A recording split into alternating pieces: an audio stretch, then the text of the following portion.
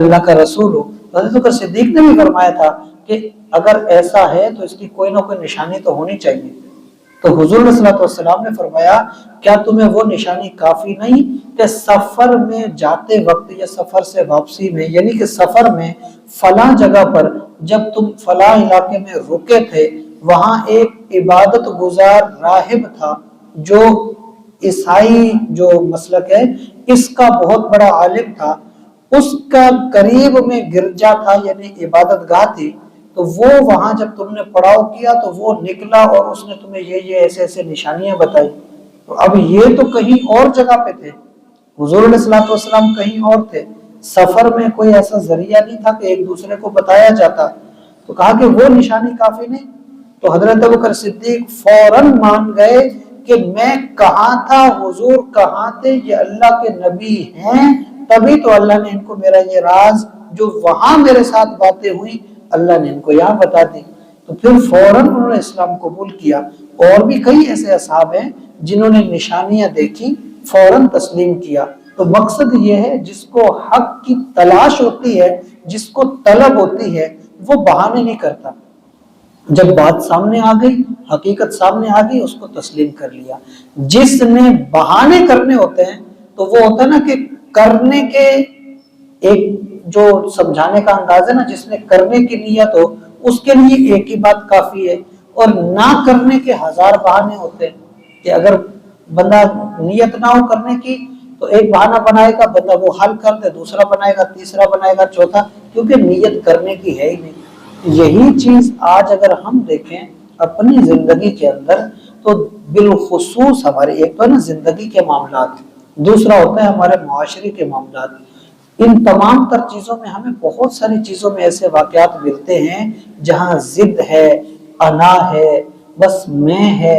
اپنی جھوٹی عزت کو بچانے کے چکر میں پھر وہ صحیح غلط کچھ نہیں، بس اٹک جانا ہوتا ہے کہ بس اپنی سوئی اٹک گئی کہ اگر مانوں گا تو پھر میری عزت کا تو لوگ کہیں گے کہ یہ تو پھر غلط تھا، تو بس پھر اٹک جانا۔ اور بالخصوص معاملہ جب دین کا ہو، دین میں انا پرستی نہیں چلتی۔ دین میں آپ دیکھیں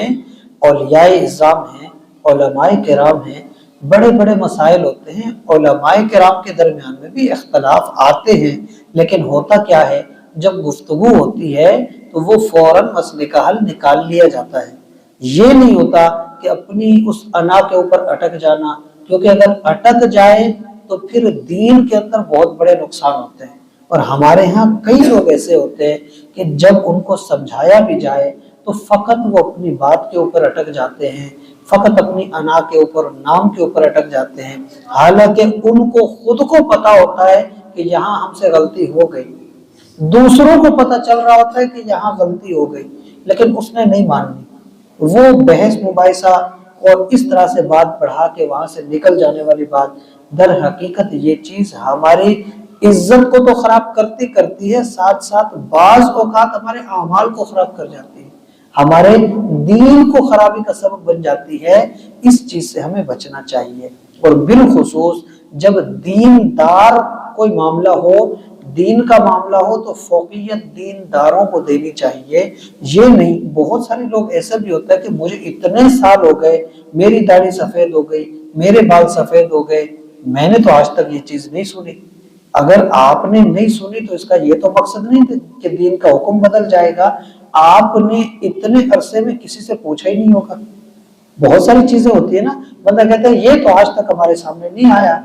تو آپ نے آج تک دیکھا ہی نہیں تو سامنے کیسے آتا؟ بندہ کہے کہ آج تک ہمیں یہ بات کسی نے بتائی نہیں، آپ کسی سے پوچھتے تو کوئی آپ کو بتاتا نا۔ تو ہم کسی سے سوال کریں گے تو ہی ہمیں پتا چلے گا کہ اس کا جواب کیا ہے، سامنے والے کو کیا پتا کہ اس کے دل میں کیا ہے کہ میں اس کا جواب دوں۔ یہ تو اولیاء کی شان ہے کہ اللہ نے ان کو یہ بعض اوقات خبروں پر باخبر کر دیتا ہے کہ بھی اس کے دل میں یہ ہے، ان کی کرامات ہوتی ہیں۔ تو ظاہر ہے ہر بندے کی کرامتیں تو نہیں ظاہر ہوتی، ہمیں اس چیز کا خیال رکھنا چاہیے۔